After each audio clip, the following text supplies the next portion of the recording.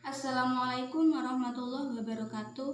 Perkenalkan, nama saya Siti Hilmiah dari Prodi Manajemen Ekonomi NIM 211M10043. Di sini saya akan menjelaskan dua materi. Yang pertama yaitu kesetaraan dan keadilan gender, dan yang kedua dimensi gender dan inklusi sosial. Yang pertama saya akan menjelaskan tentang kesetaraan dan keadilan gender. Kata gender dapat diartikan sebagai peran yang dibentuk oleh masyarakat serta perilaku yang tertanam lewat proses sosialisasi yang berhubungan dengan jenis kelamin perempuan dan laki-laki. Sedangkan menurut para ahli yaitu kata gender menurut John M. Eccles dan Hasan Sadili. Gender mengemukakan bahwa kata gender berasal dari bahasa Inggris yang berarti jenis kelamin, sedangkan secara umum pengertian gender adalah perbedaan yang tanpa antara laki-laki dan perempuan apabila dilihat dari nilai dan tingkah laku. Yang kedua, menurut Muhtar, gender dapat diartikan sebagai jenis kelamin sosial atau konotasi masyarakat untuk menentukan peran sosial berdasarkan jenis kelamin. Ciri jenis kelamin itu secara biologis bersifat bawaan, permanen, dan tidak dapat dipertukarkan. Yang ketiga, menurut Suryasar, yaitu sebuah variabel sosial untuk menganalisa perbedaan laki-laki dan perempuan dalam hal peran dan tanggung jawab. Yang keempat, menurut Mose, yaitu gender itu berkaitan erat dengan penampilan, pakaian, sikap, kepribadian, bekerja di dalam dan di luar rumah tangga, seksualitas, dan tanggung jawab keluarga. Dari keempat para ahli itu, semua mengarah kepada jenis kelamin serta peran-peran dalam kehidupan sehari-hari. Yang disebut dengan peran sendiri yaitu peran laki-laki dan peran perempuan itu hampir keterkaitan atau ketergantungan. Terkadang peran seorang laki-laki bisa dilakukan oleh perempuan dan peran seorang perempuan bisa juga dilakukan seorang laki-laki. Hanya saja yang membedakan kemampuan dan tenaga serta pikiran untuk melakukan peran itu. Yang kedua, kata gender yaitu kesetaraan gender adalah pandangan bahwa semua orang harus menerima perlakuan yang setara dan tidak didiskriminasi berdasarkan identitas gender mereka. Pandangan-pandangan gender menurut Islam yaitu sebenarnya mengajarkan dan mendukung keadilan gender, yakni laki-laki dan perempuan memiliki kesamaan peran seperti mengurus anak bisa dilakukan oleh laki-laki dan perempuan. Contoh lain yaitu mencari nafkah bisa juga dilakukan oleh laki-laki dan perempuan. Yang selanjutnya, tujuan kesetaraan gender yaitu agar tiap orang memperoleh perlakuan yang sama dan adil dalam masyarakat, tidak hanya dalam bidang politik, di tempat kerja, atau bidang yang terkait dengan kebijakan tertentu. Tujuan kesetaraan gender ada 4. Yang pertama, tujuan kesetaraan gender untuk menghapus segala bentuk kekerasan terhadap kaum Hawa maupun Adam di ruang publik ataupun pribadi, serta eksploitasi seksual, serta jenis-jenis lainnya. Yang kedua, mengakhiri diskriminasi terhadap kaum laki-laki ataupun kaum perempuan. Yang ketiga, mengenali dan menghargai pekerjaan yang dilakukan oleh laki-laki dan perempuan melalui pelayanan publik, infrastruktur, dan kebijakan pelindungan sosial yang meningkatkan tanggung jawab bersama dalam rumah tangga atau keluarga. Dan yang terakhir, memberikan hak-hak yang sama kepada perempuan serta laki-laki dalam hal tanggung jawab yang dilakukan dalam kehidupan sehari-hari. Dan selanjutnya, kenapa perlu ada kesetaraan gender? Alasannya yaitu kesetaraan perlu ditegakkan dalam masyarakat adalah agar tidak terjadinya ketimpangan atau kemiringan sosial dan mencegah terjadinya perilaku tidak adil. Dan untuk membedakannya yaitu merujuk suatu keadaan setara antara laki-laki dan perempuan dalam pemenuhan hak-hak dan kewajiban. Hak-hak perempuan yaitu dalam bidang kesehatan, dalam bidang pendidikan, dan dalam keluarga. Dan kewajiban perempuan yaitu sebagai hamba Allah menjalankan perintahnya. Kewajibannya sebagai istri bagi suami dan kewajiban ibu sebagai anak-anaknya. Sedangkan kewajiban untuk laki-laki yaitu lebih banyak ya. Di sini ada 10. Yang pertama, bergaul dan bertutur kata yang lembut. Yang kedua, menunjukkan kasih sayang. Yang ketiga, bersikap lapang saat sendiri. Dan yang keempat, memaafkan istri bila bersalah. Yang kelima, tidak banyak berdebat. Yang keenam, memberi janji yang baik. Yang ketujuh, menjaga istri atau kehormatan istri. Yang kedelapan, memuliakan keluarga. Dan yang kesembilan, mencari nafkah anak dan istri. Yang terakhir, memberi kasih sayang penuh terhadap anak dan istri. Jadi sudah jelas perbedaan kewajiban perempuan dan laki-laki. Mengapa perbedaan gender menimbulkan permasalahan khususnya dalam masyarakat Indonesia? Di antaranya karena gender dianggap melawan kodrat dan menentang lingkungan sekeliling dan menentang kehendak ilahi.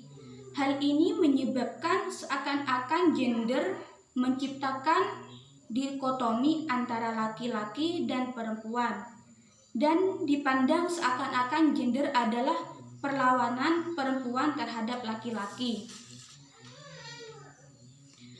Kesetaraan gender dan inklusi sosial yaitu membantu memastikan bahwa semua orang mendapat manfaat dari infrastruktur terlepas dari gender, disabilitas, etnik, status sosial ekonomi, jenis kelamin, atau perbedaan lainnya. Itu saja yang bisa saya sampaikan untuk penjelasan kesetaraan gender dan inklusi sosial. Dan yang selanjutnya saya akan menjelaskan tentang dimensi gender dan inklusi sosial. Implikasi manajemen pendidikan berdimensi GSI. Yang pertama,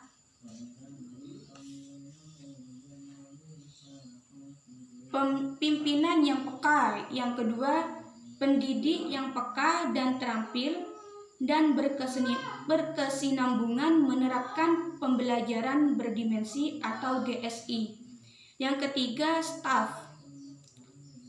Pendukung yang peka, kesetaraan gender, dan keadilan sosial dalam pelayanan pendidikan. Dan yang keempat, peserta didik dan kalangan masyarakat yang menghargai perbedaan dan menerapkannya dalam atmosfer dan pergaulan. Sarana dan prasarana, yaitu ada 4 juga ya. Yang pertama, ramah terhadap perempuan dan kelompok berkebutuhan khusus. Yang kedua, peka terhadap kondisi kelompok miskin, terjangkau dan bukan teknologi yang rumit. Dan yang ketiga, peka terhadap kelompok minoritas dan berbasis nilai lokal. Yang keempat, tidak menunjukkan simbol-simbol yang bertentangan dengan nilai budaya suatu masyarakat. Yang selanjutnya, implikasi manajemen pendidikan berdimensi GSI, kebijakan dan pengangguran. 1. Adanya dukungan kebijakan inklusi, tidak diskriminatif terhadap kelompok tertentu atau seperti kelompok dengan kondisi fisik berbeda tidak bisa masuk fakultas tarbiyah. Yang kedua, bila perlu ada kebijakan afirmasi untuk kelompok perempuan dan perempuan miskin atau misalnya dosen perempuan paruh waktu atau peserta didik perempuan yang khusus bekerja. Yang selanjutnya, kurikulum dan atmosfer pembelajaran.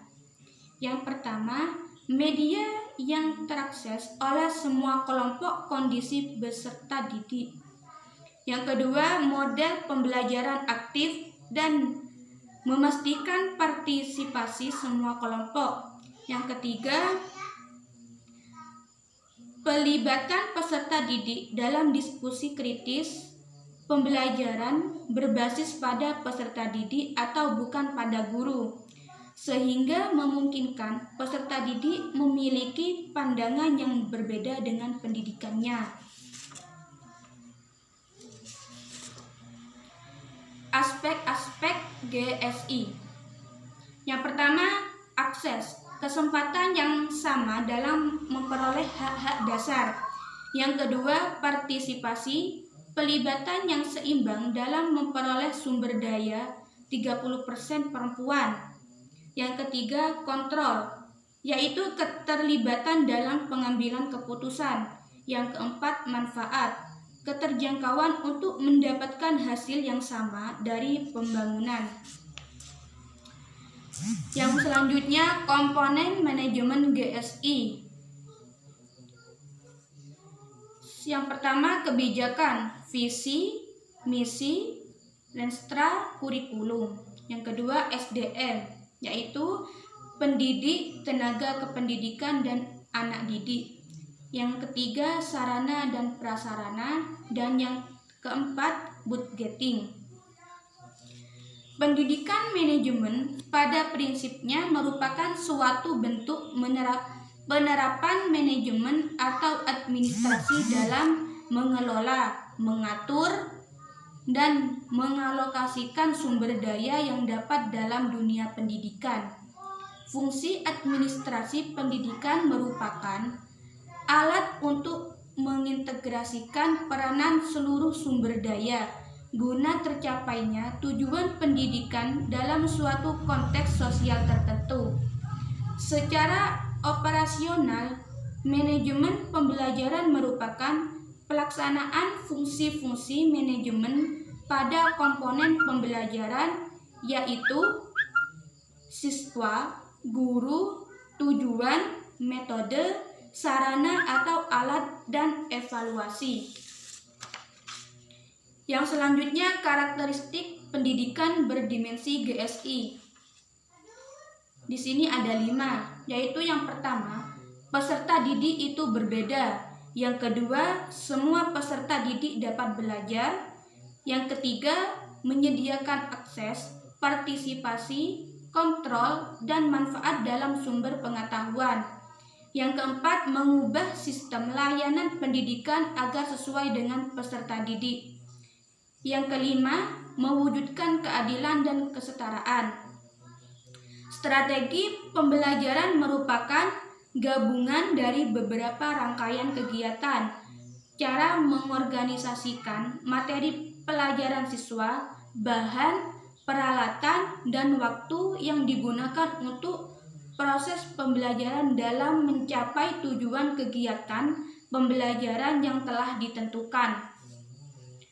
Arti pendidikan sendiri menurut Ki Hajar Dewantara adalah daya upaya untuk memajukan budi pekerti, pikiran, serta jasmani anak agar dapat memajukan kesempurnaan hidup, yaitu hidup dan menghidupkan anak yang selaras dengan alam dan masyarakat. Untuk pengertian inklusi sendiri yaitu kondisi semua individu atau kelompok masyarakat dapat berpartisipasi dalam pendidikan, kegiatan ekonomi. Inklusi sosial juga melibatkan individu atau kelompok masyarakat mendapatkan pelayanan kesehatan yang layak. Terima kasih, itu saja yang bisa saya sampaikan. Wassalamualaikum warahmatullahi wabarakatuh.